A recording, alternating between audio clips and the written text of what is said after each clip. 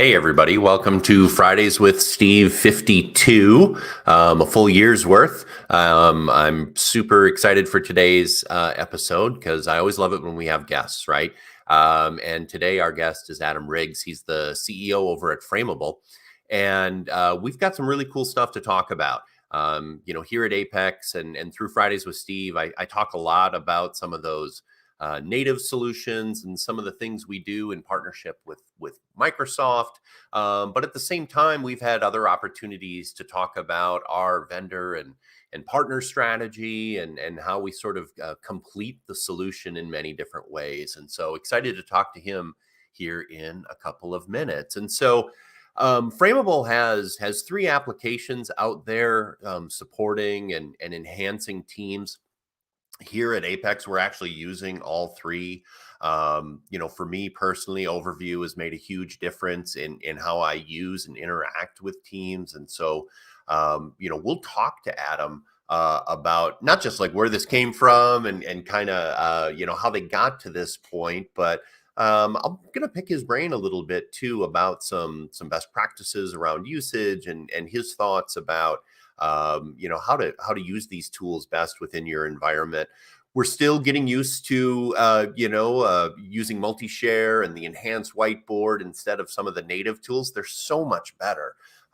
One of the things we talked about in our pre-call is just muscle memory, right? It's funny how pathways in the human brain develop and you kind of sit there and do the same things, even if there's a better solution. And so, Frameable has really come to the table with some better solutions within teams that we're super excited to bring to you. I'm always looking for ways to continue our customers on sort of that journey to their best adoption and usage of teams, having it deliver the most value in their environment and really making a difference for them. So it's great to have Frameable as part of our approach to vendors and partners, right? The rooms that we do are kind of a prime example. I wouldn't be a good room provider for our customers, if I didn't have the furniture relationships and the audio and video relationships and the display relationships, as well as different pieces of software that fit into the environment in different ways. And so over the last few months, we've been working with Adam's team to do the education, to do the integration, to do the business pieces as well, to really make Frameable a part of our story. Right now we're in the midst of reaching out to our customers and reaching out to the world and telling the Frameable story.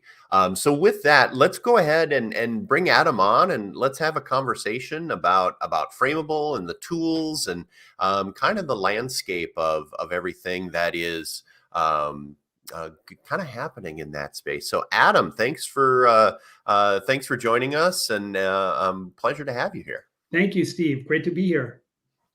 So, oftentimes startups, they have these great origin stories, so did Frameable start out as like a recipe company or dog food home delivery, or has this space in modern work and productivity always been your passion?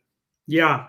Well, thanks for having me here. It's great to be able to have this conversation. We've always been interested in distributed work. We are a distributed team. We went from being a hybrid team with a center of gravity that was in person. Over the last few years, obviously with COVID, we transitioned to a fully distributed team, like many other small companies. But even from the beginning, we've been obsessed with the tools that people use and in some cases intentionally misuse in order to be productive, creative, equitable, in order to do their best work when they're not physically together. A lot of the tools that people were using in 2019 that they really leaned on during COVID, they were not built to be leaned on with or have that much weight put on them. I think for the most part, they did an okay job, but it also, this whole era that we're now exiting has really put a bright light on the tools and the evolution of the tools and like what we as a workforce, not our company, but everybody in the workforce can reasonably expect from their tools in order to make it easier for them to work, with people that they're not physically with. So we've been obsessed with that problem for a very long time. And later or after your next question, we can get into, why the Microsoft focus, et cetera. But the answer is, yeah, we've been focused on distributed work tools for a while. And we really feel that this is a moment here where the tools have to continue to evolve. In some cases they are, in some ways they are, in others, they're not quite there yet. Yeah. And that is my next question, which is, there's all kinds of, sort of stovepipe solutions out there, and some of them are absolutely wonderful. Yeah. But there's always this, catch 22 of, having the perfect solution, but if it's sort of outside of an ecosystem, how does it get traction, right? Thinking about like project management tools and things like that I know some folks use. So, Microsoft has this Teams platform. It has a marketplace and a spot for you to innovate. Why did you choose it? Like, why did you, come to the conclusion that it was the right path to market for your great tools? Yeah, this is one of the $64 questions, isn't it? So I wish I could say that we just knew from the beginning, but the reality is that we learned, like most people, they learn their most important lessons the hard way, or at least the not easy way.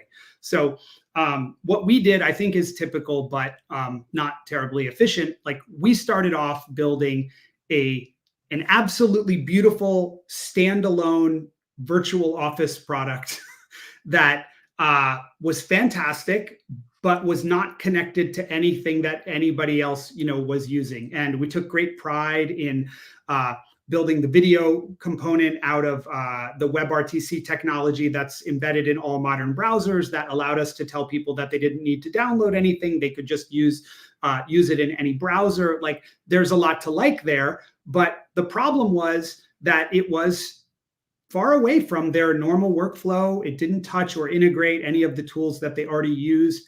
And it was unrealistic to think that people were going to switch. They already use something for email. They already use something for text chat. They already use something for their calendar. They already use something for video. Like, they have solutions in place for the most important parts of the, communications infrastructure. So we built something beautiful and disconnected from all of the things that people were already using.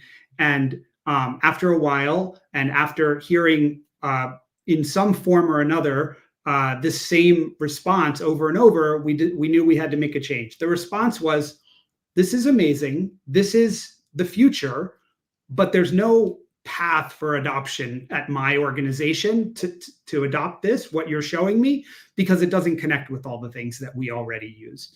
So at that point, we surveyed the landscape, and we looked at all of the providers that you'd expect. We looked at Google, we looked at WebEx, we looked at Zoom, we looked at all of the providers of what I think of as the four big cornerstones of digital communications infrastructure: email, text chat, calendar, and video.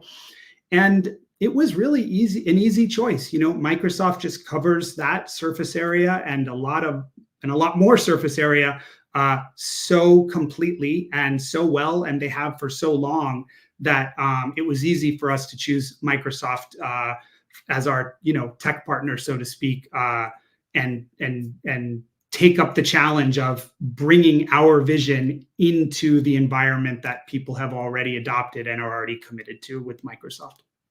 Yeah, and now you've got, three great products in market. I'm not going to have you do like Sophie's Choice and tell me what your favorite is, but overview is something that's made a big difference for me. It's also very clearly something that Teams doesn't do, right? It's not that it doesn't do it as great as it should. It's like, no, this is not some native functionality. So I don't know. So maybe talk a little bit, about overview and its inception and kind of, where it is and where it's going.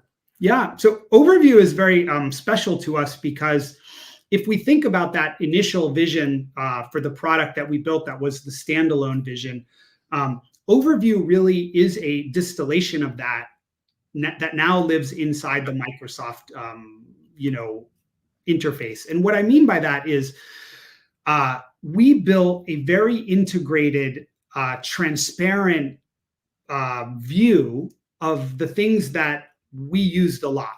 We would text each other a lot. We wanted to see that in a certain way. We would have video calls or audio calls or screen shares a lot. We wanted to make that very easy to start and to easy to invite new people in, et cetera.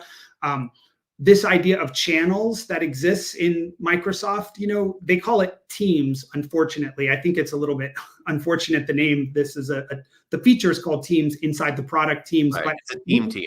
Yeah, but we think of them as channels. They're similar to Slack channels, or channels as the sort of the generic idea there. We were heavy users of those. I know a lot of Microsoft customers are not yet heavy users of those, but they do serve a purpose. They are different from one-on-one chats and group chats. So we used all of these things, but we kept noticing that in the Microsoft environment, probably because they're complicated to develop, and probably because there are different teams that are working on these things within the Microsoft organization, that they had this federated feel, this sort of discrete feel to them across the Teams interface. So for all of your listeners who know Teams, on the left sidebar, you can push a button that takes you to the chat. You can push a button that takes you to the Teams/channels function. You can push a button that takes you to your calendar. But that's a lot of clicks. And a lot of times what you're looking for is just a small piece of information. And wouldn't it be nice to have it all in one sort of single pane of glass view? So that's what overview is. We carefully named it so that people would know what it is just from the name. It is an overview of the key parts of your digital communications infrastructure as delivered by Microsoft Teams. And just at the click of a button, you're seeing 85–90% of the functionality that you are relying on already. And that's one of the important parts.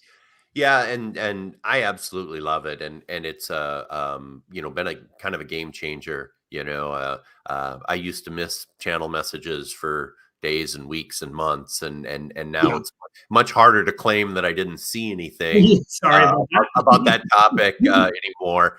The other two applications, they have a different challenge, right? They are far better options in ways than native Teams functionality. So when it comes to MultiShare and when it comes to the Whiteboard tool, like how do you talk to customers about? I mentioned muscle memory, right? How do you talk to them about, hey, this is better? Stop hitting yourself in the head with that hammer and go use this better tool. Like, how do you coach them? Because with Teams and with cloud services, it's all about adoption. Absolutely. So it takes time, and we have to not be judging, because we all do it, and because it's a human trait to carry on with something that's worked for you in the past. I mean, there's a bell curve of how quickly people adopt new things. So we always just have to keep that in mind. With MultiShare, the value proposition is easy to explain. Microsoft Teams calls out of the box make it so only one person can share their screen at a time. This is a well-known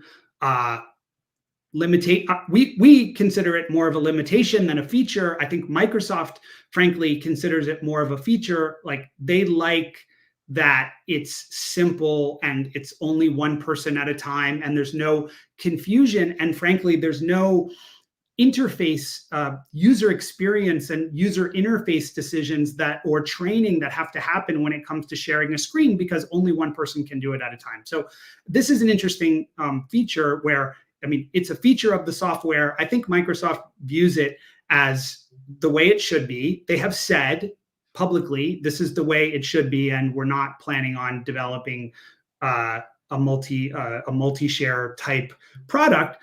But for us, what we found is that there are, of course, meetings where a presentation is being made. A presentation only requires one person to share at a time, and that is absolutely fine.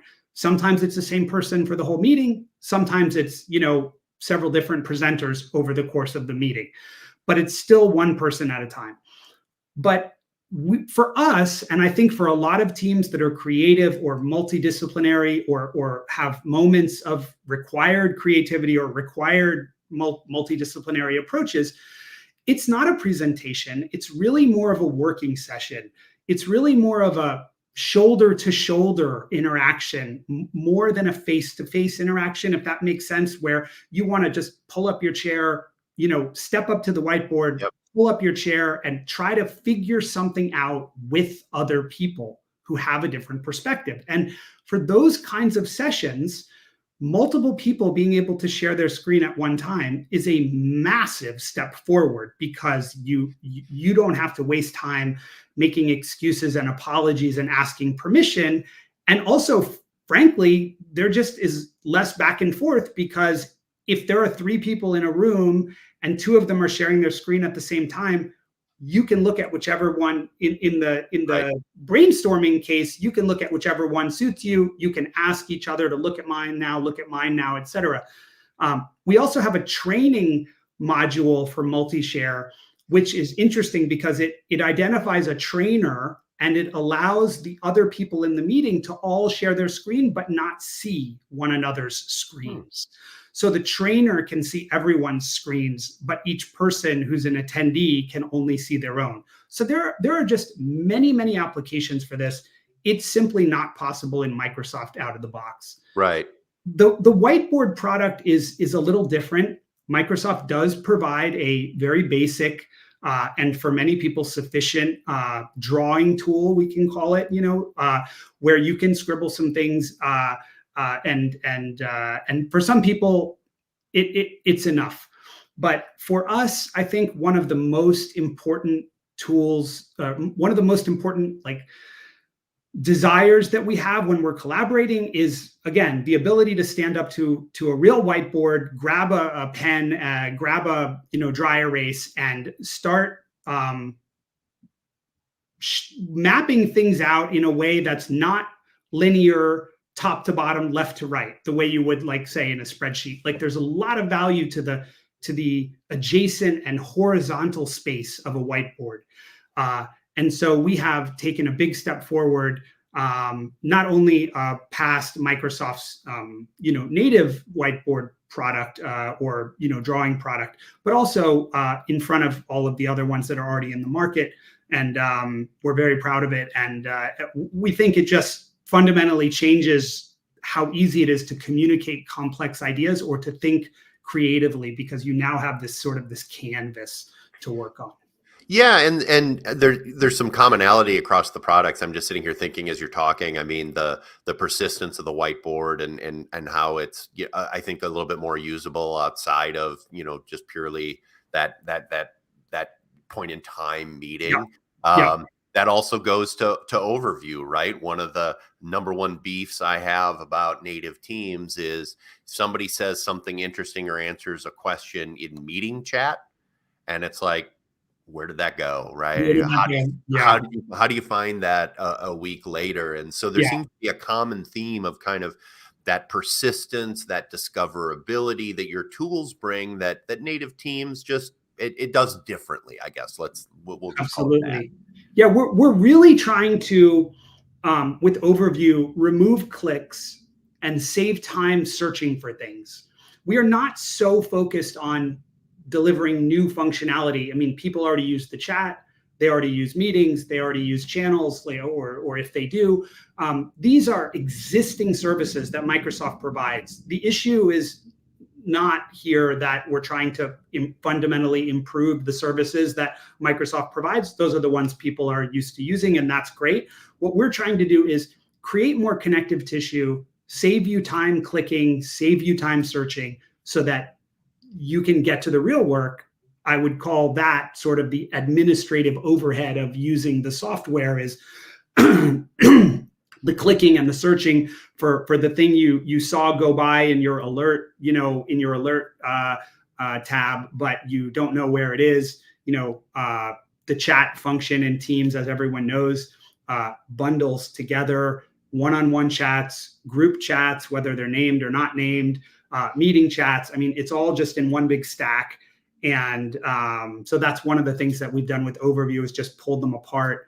It's transformative. It's so simple, but it's also transformative for how you interact with the people, you know? Yeah. And which leads me to this next point. And I think there's sort of a negative way to ask this question. I'll ask it in the positive way, right? Okay. Like, Microsoft's a beast. They're always, developing, as Steve famously said. But I just know in the first few months of working with you guys, there've been a couple instances where I'm like, oh, hey, what if Overview did this? Or what if, why does it work like this? Or I had a question, and you guys are just instantly, oh, that's an interesting idea, or we'll take a look at it in the next, in the next stand up. And so I think the positive version of the question is, yeah, Microsoft's innovating teams. I get it. But when it comes to this space, you're innovating sort of deeper, faster in those pieces that you care about. So just talk a little bit about that, about, how you guys take feedback, how fast these things evolve, because I've been super impressed with, I'll just sort of generically ask a question in a meeting with someone from your team, and they're like, oh, that's an interesting idea. We'll look into that. Oh, wow. Microsoft, you fill out a form on, some website, and, it gets voted up or down and turns up in the product maybe 2 years later. Right. Well, thank you for that compliment. We do try very hard to listen very carefully to all of our partners and all of our users. We can't have every good idea ourselves. So we just have to, be open-eared and committed to processing the ideas, no matter where they come from. Your team has been great, and we do that with end users as well when the time comes, to try to understand their use cases. The training case is a good example, by the way. Like, MultiShare is fundamentally an interesting and attractive improvement over out-of-the-box teams, because on the one hand, people have not they think to themselves, well, that is a good idea, but I haven't needed that up until now, so maybe I don't need it. Maybe I don't need it. But once you start using it, you realize it just saves you time, and it keeps the human to human interactions much more fluid, much more pleasant. So we rolled out MultiShare with confidence, like, this is an improvement. It might not be for everybody, but this is a fundamental improvement. The ability to do this will change how people work. And we never thought about the training case, because in the case that we were building for, a multidisciplinary group of colleagues just had the right to look at whichever screen was shared in the meeting. So if you have 7 people in the meeting and 4 of them are sharing their screen, and it's kind of a working session, you're looking at code or designs or copy or whatever it is, and you want to look at colleague number 2's screen, or you want to look at colleague number 3's screen. If they're sharing their screen, everyone can look at every screen. And we were doing demos with companies that said, well, we have a training use case. We have to train people how to do a certain thing, how to use a piece of software, or how to do a certain procedure. And we believe it will be a distraction for everyone to be able to click on everyone's screen. And by the way, every other person in the room besides the trainer is also being trained, so they don't know how to do it. So we don't want people clicking on the screens of other people who don't know how to do it. So what we want is, we want one person to be able to see everyone's screen, and we want the people to only be able to see their own as a mode. We did not think of that. But now that is one of the ways that it can work. So we're really trying, to listen, like I said at the beginning of the answer. Yeah. And that's probably the best recent example of how listening opened a door to a new market for us. Well, and that one's so funny to me because, in the change, 2019 to 2020, in a previous life, I used to do a lot of traveling and do sort of immersion training on physical devices and stuff like that. That moved virtual, and that sort of virtual lab proctor experience I used to be able to walk around a table and show me Yeah. what you're seeing and I can Yeah. help you and stuff like that. This would be perfect for that because they're all running their own experiences. They're all running their own learning environment. But then as a trainer or facilitator, you have that ability to pop in. Oh, actually, you need to click here because Right. you missed a step or something like that. That is a great example, and that does bring us around to that whole starting off as a recipe company kind of thing, right? Instagram figured out everybody just likes the pictures of the food. Maybe we should just Right. optimize for Amazing. that. Yeah. Yeah. So kind of last question is, when it comes to innovation and when it comes to these experiences, where do you draw your passion from, right? Is it a sense of a PC on every desk like Bill would think, or Mm. what's your vision for Frameable? Is it more apps? Is it every Teams instance has the three you have? Like where do you see this going over time? Yeah. Well, I will not deny I have dreamed of every Teams instance having all three of our apps. I mean, that would That's be my that's my dream now too. that's a dream we can share.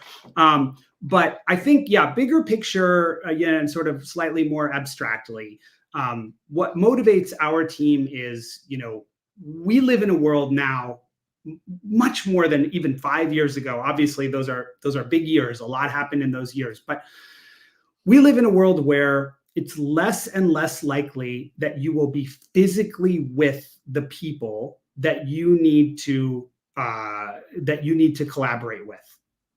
It doesn't mean that we as a company don't like being physically together. We do offsites and we love, spending time together. We love working together in person when we have the chance. We create those chances, even though we're distributed ourselves. But even large companies, they are right sizing their real estate footprints, whatever that means for them.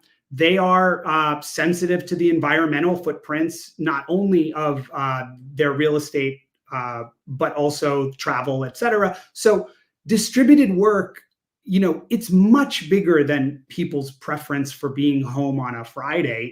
It has to do with the changing nature of the labor force and the labor force's expectations, and also the world we live in. Environmental impact is important. Real estate is, being discussed differently now than it was 5 years ago. Companies with maybe one big office that were just committed to, attracting talent from a labor pool that was willing to drive there, they are seeing now that, if they're more flexible, if they have a few smaller offices, let's put the work from home part of it aside. Let's just say a couple of smaller offices in a few more locations is going to give them access to a much bigger labor pool, more talent, and more loyalty, et cetera. So there are many reasons why the distributed work conversation is the right one to be having internally, and that the commitment to figure out how to do distributed work better is worthwhile. So our passion is our reason for existing is we know that there are lots of organizations out there that are committed to Microsoft, and that is wonderful. They have done a great job in a great many categories for a long time. They've earned the trust. Yet they cannot pursue every good idea on their own. They cannot build every good idea for a feature on their own. And I mean, can we talk about the list of things that they do? I mean, first of all, they make hardware. People sometimes forget that. They own LinkedIn. They just bought Activision. They have a huge enterprise software install base, everything from Active Directory to Azure to Microsoft Word and Excel. Like, it's a huge amount of surface area. So we're here to meet them where they are, the customers, that is. They're committed to Microsoft. That's great. We're committed to picking a few areas where we believe we can offer an optional improvement on what comes out of the box, and try to get people to give it a shot, knowing that a small improvement in how well they work remotely or distributed with their distributed colleagues can lead to, fundamental changes in their business's performance. So that's why we're here, to help people do that. That's great. And that's exactly right. I had a friend at Microsoft who always used the line of, coding and developing Office is like ordering a single pizza for a billion people, right? There's no way you're going to get to everything. No way everybody's going to be happy. And that's why it's so critical that organizations like yours exist. And I couldn't be more excited to partner with you guys. So Adam, this has been great. I really appreciate your time. Thank I'm you, Steve. really excited helping bring you guys to market with all of our existing customers and new customers. And I think there are great things to come. Oh, it's been great to be here today. Thank you for having me. And this ecosystem that we're a part of is just fantastic. The ISVs together with the partners, together with the Microsoft provided building blocks. I mean, we can really improve how people work every day. So Awesome. Thanks again, Adam. We'll talk to you thank you soon. so much. All right. So great hearing from Adam about everything that those guys do. And, we're really excited, like I said, to bring them to market. And so, kind of the key tenets when it comes to Frameable, keeping it all in teams. Adam talked about, the initial vision of a great product that was a little bit more standalone. At the end of the day, folks are living their lives in tools like Teams and the Microsoft ecosystem, or Google or Zoom or Slack, as he mentioned, and being a part of that is critical. Staying engaged. I fessed up. I miss messages. Overview helps me make sure that I don't do that anymore. And this is really about getting things done, staying connected to your teams, and really doing your best work in these different scenarios. So that's it for today. We're here to help. We've been around a long time. At the same time, bringing on new partners like Frameable and continuing the innovation is super important to us here at Apex. We had a great 2023, lots of exciting milestones and growth within the organization, and we're really, really excited for 24. And doing some new things, including bringing things like Frameable to the market. So reach out to your account exec. If you're not currently a customer, want to talk about this, want a copy of the slides. We've actually got some slides in there that kind of give you the quick pitch on the different applications. And so I'm happy to share those with you. So reach out to sales, reach out to me directly. Always happy to have a conversation and talk to folks about any of the needs that they have within their organization. So that's it for today. Thanks for joining us on this 52nd episode, full year's worth of Fridays with Steve, and we'll talk to you next time.